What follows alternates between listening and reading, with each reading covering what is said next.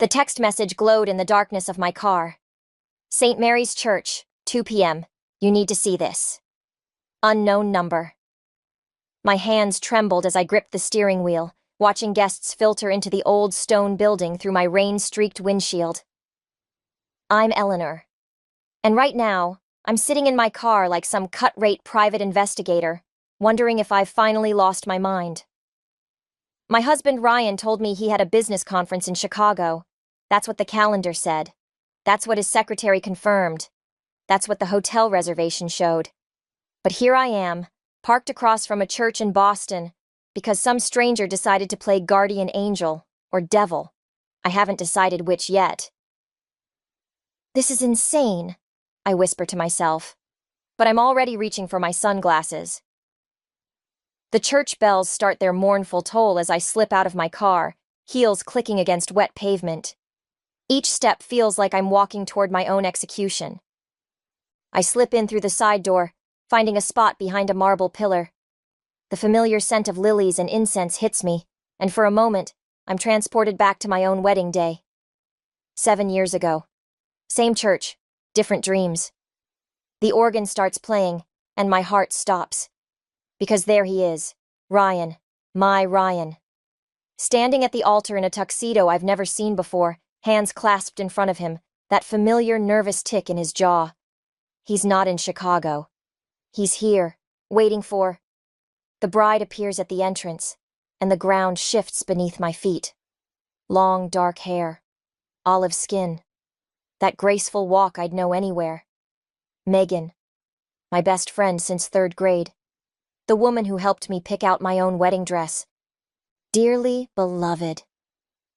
The priest's words fade into white noise as I watch them exchange vows. My husband and my best friend, promising to love each other until death do them part. Just like he promised me.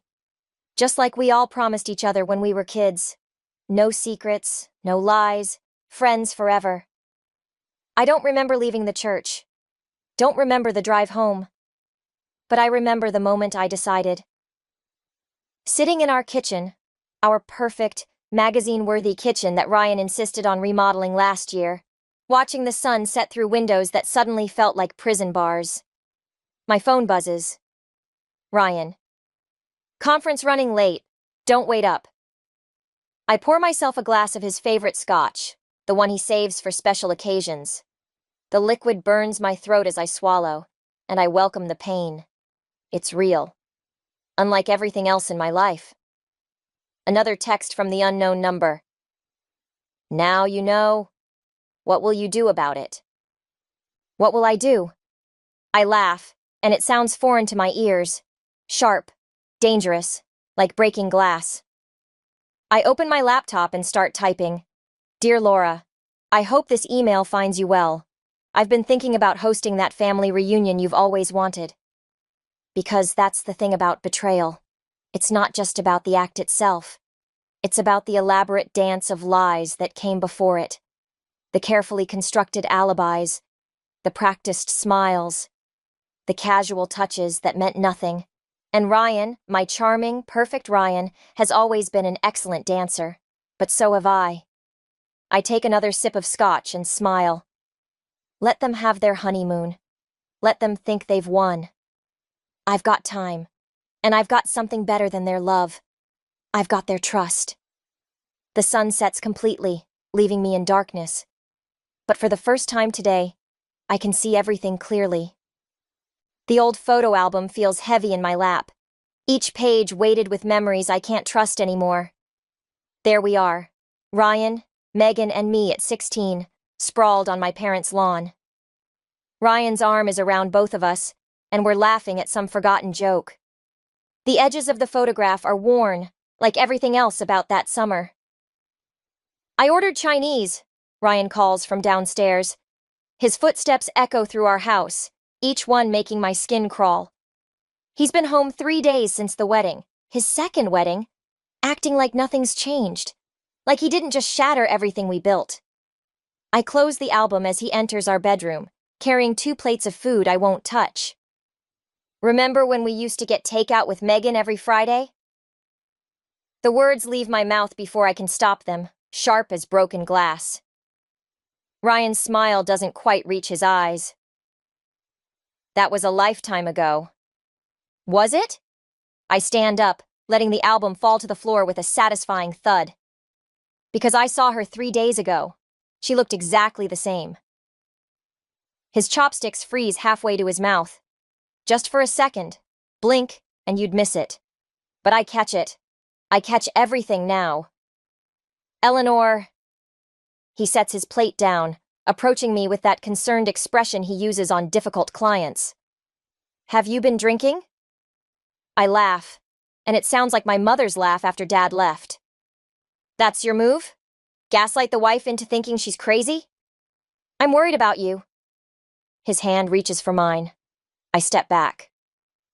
When did it start? The question burns my throat. Was it before our wedding? During? Tell me, Ryan, was I the backup plan or the cover story? You're not making any sense. But his left hand twitches. His tell when he's lying. I've spent 7 years cataloging his habits, learning his rhythms.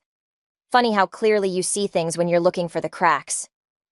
I was at St. Mary's on Tuesday. The words hang between us like smoke. Nice tux, by the way. Better than the one you wore at our wedding.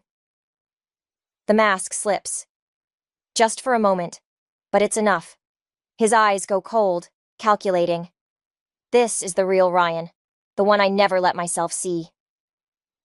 It's not what you think. Don't. My voice doesn't shake. I'm proud of that. Don't insult me with excuses. I watched you marry my best friend while I was supposedly your loving wife at home. What exactly should I think? He runs his hands through his hair. Another tell.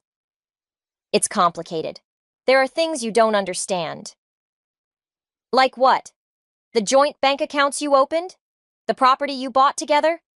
Or maybe the fact that your mother knew the whole time? That stops him. How did you— I'm not the idiot you think I am. I move to the dresser, pull out the stack of documents I've collected over the past 3 days. You should really use better passwords than our anniversary date. Though I guess that's meaningless now. Eleanor, please. He reaches for the papers. I hold them back. We can work this out. I'll explain everything. Like you explained your business trip to Chicago. I spread the documents on the bed. Bank statements, property deeds, emails. Or should we discuss the trust fund Laura set up for your children with Megan? His face goes white. You had no right. I had every right. The scream tears from my throat, raw and primal. I'm your wife. I was your friend. We grew up together, all 3 of us. And you— I stop, breathing hard. He's staring at me like he's never seen me before. Maybe he hasn't. Maybe I've never seen myself either. Get out. My voice is steady now, certain. This is my house too. Not anymore. I hold up one final document, power of attorney, signed last year when he was too busy to handle our estate planning. You should really read what you sign, Ryan. Now get out before I call Michael and have him escort you out. He leaves. Not because he's afraid, but because he knows this is just the beginning. He knows me well enough for that. I pick up the photo album from the floor, trace our younger faces with my finger. We look so happy, so innocent. Such perfect liars, all of us. The cafe where Megan and I used to share secrets feels smaller now. Maybe it's the weight of what I'm about to do, or maybe everything from my past is shrinking, becoming less significant with each new betrayal I uncover. Megan slides into the seat across from me, still wearing her wedding ring. My wedding ring's twin. The sight of it makes my coffee taste like acid. I didn't think you'd come, she says, fingers nervously tracing the rim of her untouched latte. Funny, I didn't think you'd marry my husband. The words come out softer than intended, which somehow makes them cut deeper. She flinches. Eleanor, did you know about the trust fund? I pull out the bank statements, sliding them across the table like playing cards in a rigged game. The one Laura set up for your future children? Her face drains of color. Not from guilt, from anger. Interesting. What trust fund? Now that's genuine surprise. I watch her scan the documents, her hands shaking slightly. $3 million, I continue. Set aside for the grandchildren Laura always wanted. Guess I wasn't producing them fast enough. This can't be right. Megan pushes the papers away like they're contaminated. Ryan said the marriage was just a formality, for his inheritance. He said, I laugh, and it sounds like breaking glass. What exactly did he say, Megan? That he loved you? That I was cold, distant, career-obsessed? That's what he told his mother about me last month. She looks up sharply. How do you know that? Because I've spent the last week discovering just how thoroughly my husband, our husband, has been playing us both. The waiter approaches. We both wave him away without looking up. There's more, I continue, pulling out my phone. Want to hear the recording of Ryan discussing property investments with Laura? The ones using your family's real estate connections? My family's... Megan's voice trails off. Her mother, Grace, owns one of the largest real estate firms in Boston. A detail Ryan knew well before he ever asked me out. Did you ever wonder why he chose us? The question hangs between us like smoke. The two best friends who'd never betray each other? The perfect cover story. Stop! Megan stands up so quickly her chair scrapes against the floor. You're trying to hurt me because I hurt you. I get it. I deserve it, but... Sit down. My voice doesn't waver. You haven't heard the best part yet. She sits, more from shock at my tone than obedience. Remember that summer internship Ryan helped you get at Grace's firm? The one that convinced your mother he was such a wonderful guy? I slide one more document across the table. Look at the date on that property transfer. Her hands shake as she reads. This is my mother's signature, but she would never sell her prime development property for half its value. She didn't know she did. Check the witness signatures. Megan's face crumples as she recognizes her own handwriting. I was just notarizing documents. Ryan said it was practice for my license. While I was planning our wedding, you were unknowingly helping him steal from your own mother. The truth tastes bitter on my tongue. He played us both, Megan. The only difference is, I figured it out before he could take everything. She looks up at me, really looks at me, for the first time since she sat down. What are you going to do? I stand up, gathering the documents. Wrong question. The real question is, what are we going to do? We? You have two choices. Keep playing his game and lose everything, or help me take him down. I pull out one final document, a USB drive containing everything I've discovered. Your mother's company, my savings, Laura's reputation. He's built his entire plan on the assumption that we'd never compare notes. Megan stares at the drive like it might bite her. If this gets out, everything burns. I place my hand over hers, feeling the wedding ring that matches mine. But this time we'll be the ones holding the matches. She closes her fingers around the drive, and I see a glimpse of the friend I used to know. Fierce, loyal, unstoppable when crossed. When do we start? I smile, and for the first time in weeks, it feels real. We already have. 3 empty wine bottles mock me from the kitchen counter. Not my usual poison, but tonight isn't usual. The documents from Ryan's office are spread across our dining room table, our wedding gift from Laura, like pieces of a puzzle I never wanted to solve. My phone lights up. Another message from Ryan. Please, let's talk about this rationally. Rational. Like the systematic way he built this house of lies. Like the calculated precision with which he chose his marks. The phone buzzes again. Megan this time. Grace is asking questions. We need to move faster. I switch it off, but my hands won't stop shaking. The magnitude of what we're planning finally hits me. This isn't just about exposing Ryan anymore. We're talking about destroying families, reputations, lives. The doorbell rings. For a moment, I consider ignoring it, but then I hear the key in the lock. Only one person besides Ryan has that key. Jesus, Eli. Michael steps into the dining room, taking in the chaos. When's the last time you slept? I wave vaguely at the papers. Did you know Ryan's father killed himself? Michael freezes. What? 10 years ago, right after Ryan graduated law school. I hold up the newspaper clipping I found buried in Laura's financial records. Officially, it was a hunting accident. Unofficially, I push forward a stack of bank statements. He discovered Laura and Ryan had been embezzling from his company for years. Christ. Michael sinks into a chair. Does anyone else know? Just the person who's been sending me anonymous tips. I tap the burner phone on the table. They sent me this today. Copies of William Mitchell's suicide note. He tried to stop them, Michael. He tried to expose them, and they... My voice cracks. Eli. Michael reaches for my hand, but I pull away. I'm becoming them. The words taste like ash. All these plans for revenge, for justice. I'm turning into exactly what I hate. No, you're not. Michael's voice is firm. You're protecting people.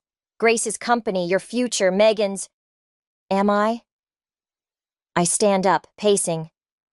Or am I just so focused on destroying Ryan that I don't care who gets caught in the crossfire? Because right now, I'm sitting here planning to expose everything at the family reunion, knowing it will devastate people who had nothing to do with this. Like who? Like Ryan's sister's kids, who'll lose their college fund when I expose Laura's financial schemes. Like Grace's employees, who might lose their jobs if the company's reputation tanks. I grab one of the wine bottles, not caring that it's empty. Like William Mitchell, who died trying to do the right thing while I'm plotting elaborate revenge scenarios like some comic book villain. Michael is quiet for a long moment. Then he stands up and takes the bottle from my hand. You want to know the difference between you and them? I look away, but he continues. You're standing here at 3 a.m, torturing yourself about the moral implications of your actions. They're sleeping peacefully, counting their money and planning their next con. That doesn't make it right. No, it doesn't. He starts gathering the papers, organizing them methodically. But it means you have a choice. You can expose everything dramatically at the reunion like you planned, or what? Or we do this the right way. Legally. Carefully. He holds up William Mitchell's suicide note. We finish what Ryan's father started, but we do it smart. We protect the innocent parties first. The burner phone buzzes. Another message from the anonymous source. Ask Laura about the offshore accounts. I stare at the message, then at the chaos spread across my dining room table. 7 years of marriage, a lifetime of friendship, generations of lies, all leading to this moment. Okay, I say finally.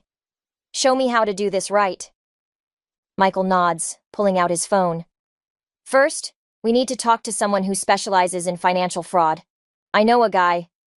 Wait, I grab his arm. Before we do this, I need to know something. Are you helping me because I'm right? Or just because I'm your sister? He meets my eyes steadily. Both. And neither. I'm helping you because someone needs to stop them, and you're strong enough to do it without becoming them. I look at the empty wine bottles, the scattered papers, the evidence of my near descent into their world of manipulation and revenge. Maybe he's right. Maybe there's a better way to burn it all down. Michael's lawyer friend keeps talking, but I'm fixated on the single sheet of paper in front of me. A list of names. Children, mostly. Beneficiaries of trusts that would collapse if we moved forward with our plan. The offshore accounts are just the beginning, James Harrison says, spreading more documents across his mahogany desk. Laura Mitchell's financial web extends through at least 3 generations of both families. How many people would be affected? My voice sounds distant, even to myself. Directly? Around 30. Indirectly? He shrugs. We're talking about dismantling a decades-long scheme. The ripple effects could impact hundreds. Michael leans forward. But we can prove the fraud. Easily. The question is whether we should. James taps the list of names. Some of these trust funds are supporting medical care, education. Stop. I stand up abruptly, moving to the window. Boston spreads out below, oblivious to the bomb we're about to detonate. There has to be another way. My phone buzzes. Megan. Grace found the missing property documents. She's calling Laura today. We're running out of time, Michael says, reading over my shoulder. If Grace confronts Laura directly, everything falls apart anyway. I turn back to James. How long would it take to secure protection for the innocent parties? Weeks, maybe months. We'd need to...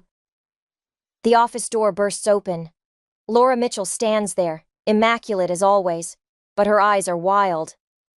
I should have known you'd run to Michael. How did you... James starts. My daughter works in your building, James. Did Eleanor tell you that part? How many families she's willing to destroy for her revenge? That's rich, coming from you. Michael stands, moving between us. Laura ignores him, focusing on me. You think you're protecting people? William thought the same thing. Look where that got him. The room goes silent. Even the city noise seems to fade. What did you just say? My hands grip the back of the chair, knuckles white. Oh, didn't your anonymous friend tell you everything? Laura's smile is razor sharp. William didn't just discover our schemes. He tried to fix them. Reroute funds to protect the beneficiaries, just like you're planning. And you stopped him. The pieces click into place. The hunting accident was exactly that, an accident. But her eyes shift away. The point is, Eleanor, some structures can't be dismantled without destroying everything they support. You're not just fighting Ryan or me. You're fighting generations of carefully balanced arrangements. Arrangements built on lies and theft. Built on necessity. Laura moves closer. Did Ryan tell you why he married you? Your family's political connections. 3 generations of judges and prosecutors. The perfect shield. My phone buzzes again. Grace's name appears on the screen. Take the call, Laura says softly. Listen to Grace discover what her daughter's been hiding. Watch another family shatter, or... She pulls out an envelope. We can discuss alternatives. Eli, don't. Michael starts. What alternatives? My voice is steady, but my heart hammers against my ribs. A clean break. Generous settlement. The innocent parties stay protected. Laura sets the envelope on James's desk. Everyone wins. Everyone except justice, Michael snaps. Justice? Laura laughs. Ask Eleanor what she really wants. Justice or peace? My phone keeps buzzing. Megan's messages join Grace's calls. The list of names stares up at me from the desk. Children, families, futures. How long do I have to decide? The words taste like surrender. Until Grace finishes reading those documents. Laura moves to the door. Choose wisely, Eleanor. Unlike William, you still have a choice. She leaves, and the office feels both larger and more suffocating. You can't seriously be considering this, Michael says. I pick up the list of names, then my still buzzing phone. What if she's right? What if trying to fix this just makes everything worse? That's fear talking, not justice. Maybe. I look at James. But what if fear is trying to tell us something important? The phone buzzes one final time, then falls silent. Whatever Grace discovered, it's too late to stop it now. I pick up Laura's envelope, feeling the weight of decisions not yet made. I need to talk to Megan, I say finally, before we decide anything else. Because sometimes I'm learning, Revenge isn't about who you're willing to hurt, but who you're willing to save. The Mitchell family estate looms before me, its windows glowing like warning beacons in the dusk. Cars line the circular driveway, all the players assembled for what they think is a surprise anniversary party for Laura and her second husband. Last chance to back out. Michael stands beside me, holding the briefcase containing everything, every document, every recording, every piece of evidence we've gathered. They're already inside. Megan appears at my other shoulder, her voice tight. Grace is with them. Ryan's watching the door like a hawk. I adjust my black dress. Funeral appropriate, though they don't know that yet. Did you secure the exits? James has people stationed at every door. Michael checks his watch. Once you start, no one leaves until everything's exposed. The weight of Laura's envelope presses against my ribs, tucked into my dress. Her offer of silence, of protection for the innocent, still unopened. Still a possibility. We enter through the kitchen, where caterers bustle around unaware they're serving the last supper of the Mitchell dynasty. Ryan spots me immediately, his face flickering between relief and suspicion. Eleanor? He moves toward me, champagne glass in hand. I didn't think you'd come. And Miss Laura's party? My smile feels like broken glass. Wouldn't dream of it. His eyes dart to the briefcase, to Megan, to Michael. I see the moment he realizes something's wrong, but Laura's voice cuts through the murmur of conversation. Everyone, please, gather in the main hall. The crowd shifts, carrying us with it. I catch glimpses of familiar faces. Grace, pale but composed. Laura's second husband, oblivious and beaming. Ryan's sister clutching her children's hands. The children. God, the children. Laura raises her glass. Thank you all for coming to... Actually, I step forward, my voice carrying across the sudden quiet. I'd like to say something first. Ryan moves toward me, but Michael blocks his path. Megan positions herself near Grace. Eleanor, Laura warns, think carefully about what you're doing. I pull out the envelope she gave me, still sealed. I have thought about it. For weeks, I've thought about nothing else. I turn to address the room. About justice and protection, about who deserves the truth and who deserves mercy. Eli, Ryan's voice holds real fear now. Whatever you think you know, I know everything. I open the briefcase, but I don't remove the documents. Not yet. About William's death, about the trust funds, about your 2 marriages and Laura's schemes, and every lie you've told to keep this house of cards standing. The room erupts in whispers. Grace steps forward, her face ashen. Megan? I'm sorry, Mom. Megan's voice breaks. I didn't know, not until Eleanor showed me. Showed you what? Ryan's sister demands. What's going on? I look at the children, their confused faces, their innocent futures hanging on my next words. Laura's envelope burns against my skin. The truth, I say softly, is that I came here tonight to destroy everything. To expose decades of fraud and manipulation, to get justice for everyone who's been hurt by the Mitchell family's lies. I pull out the first document, William's real suicide note. Laura goes very still. But standing here, looking at all of you, I meet Ryan's eyes. I realize there's something worse than being deceived, something worse than being betrayed. Eleanor? Michael warns, but I continue. It's becoming the very thing you're fighting against. I strike a match.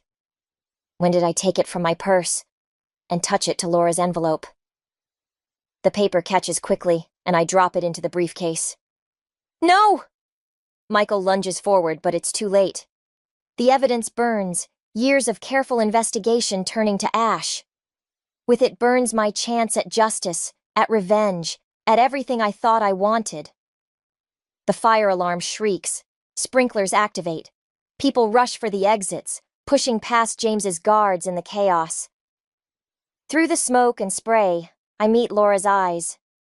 She knows what I've done, chosen mercy over justice, chosen to protect the innocent over punishing the guilty.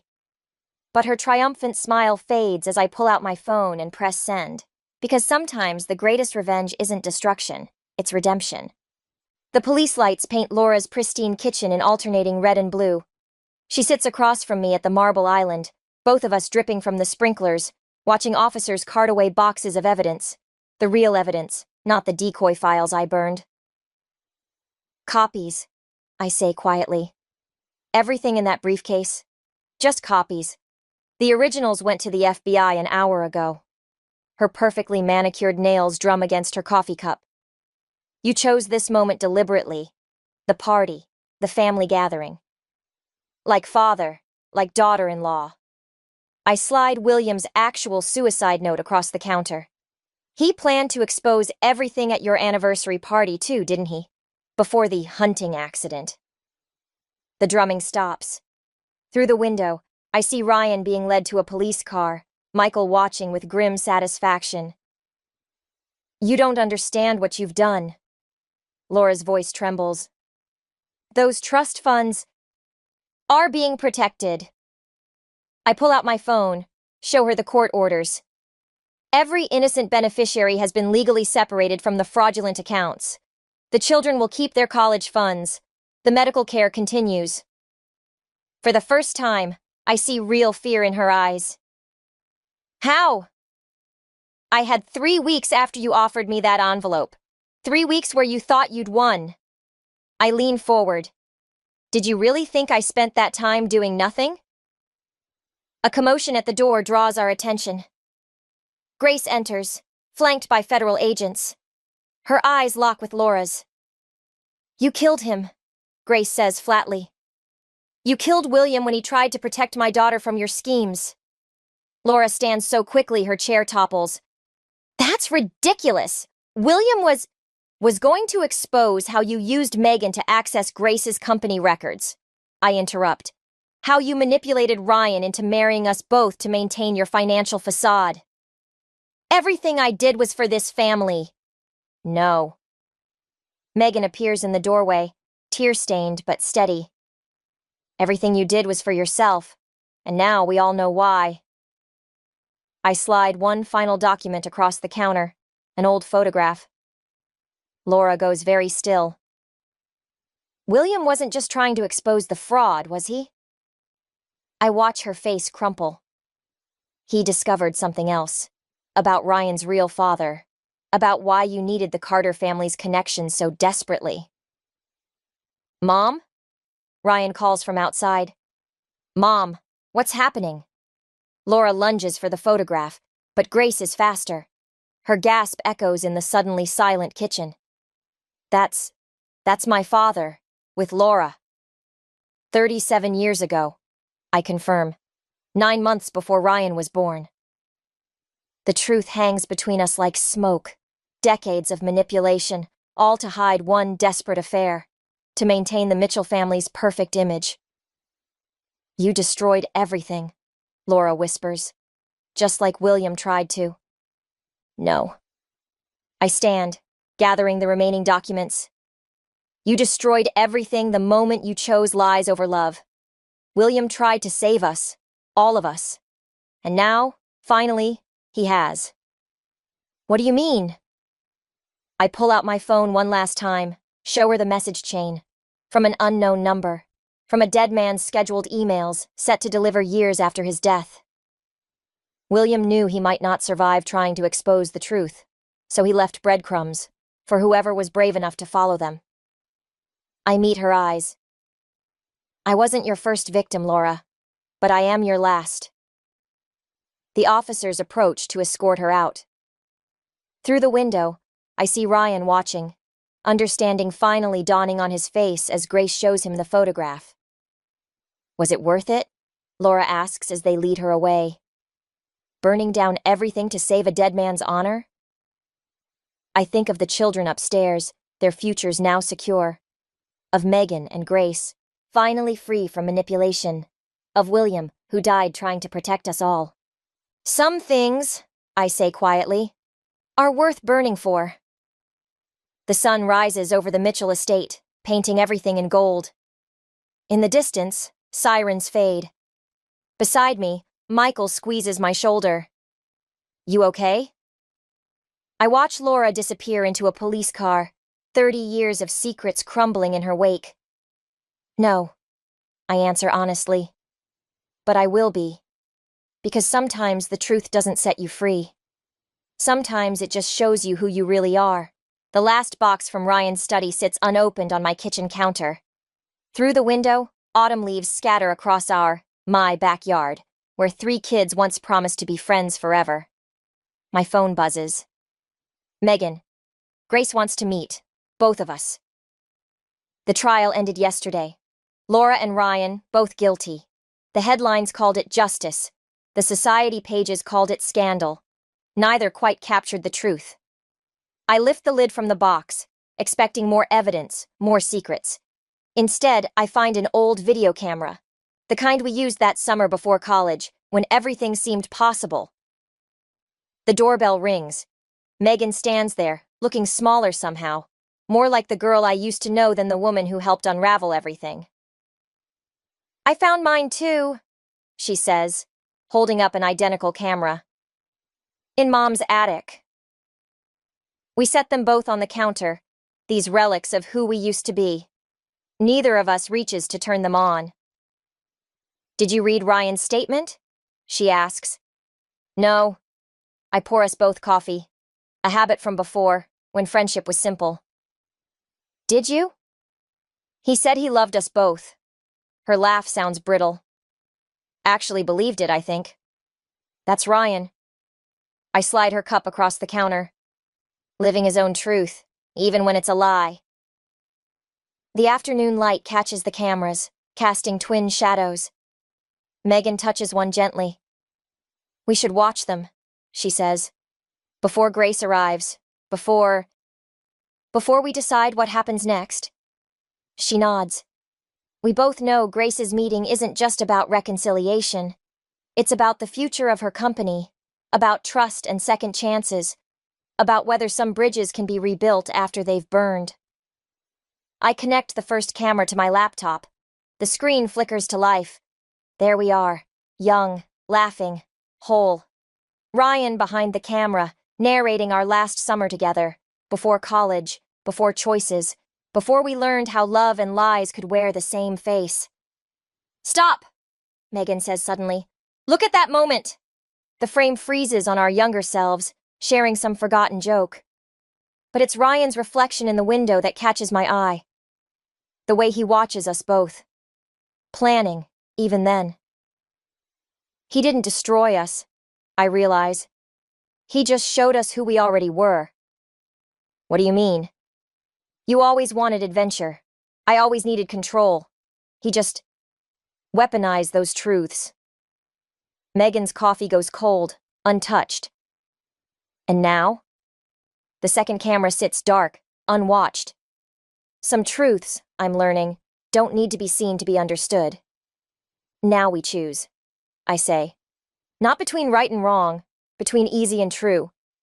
The doorbell rings again. Grace. Before Megan moves to answer, she grips my hand. I'm sorry, she whispers. Not for loving him, for forgetting how to love you first. I squeeze back, remembering Laura's final words at the trial. Love makes liars of us all. Maybe, I tell Megan, we stop trying to fix the past. Maybe we just build something new. She nods, understanding what I'm not saying. About Grace's company, about second chances, about how sometimes revenge isn't about destroying what was, but creating what could be. I open the door to Grace, noting how she carries herself now, straighter, stronger, free from decades of manipulation. The autumn wind scatters more leaves across the yard. Somewhere in a prison cell, Laura plots her appeals. In another, Ryan writes letters we'll never read. Life moves forward, messy and imperfect. I leave the cameras on the counter, untouched. Some memories don't need revisiting. Some truths are better lived than remembered. Grace spreads papers across my kitchen table, plans for rebuilding, for moving forward. Megan and I exchange glances, remembering other papers, other plans, other choices. Ready? Grace asks. I think of William, setting truth bombs to detonate years after his death.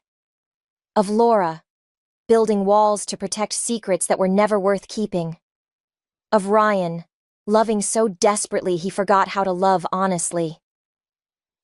Yes, I say and mean it. Because sometimes the best revenge isn't about getting even, it's about getting free.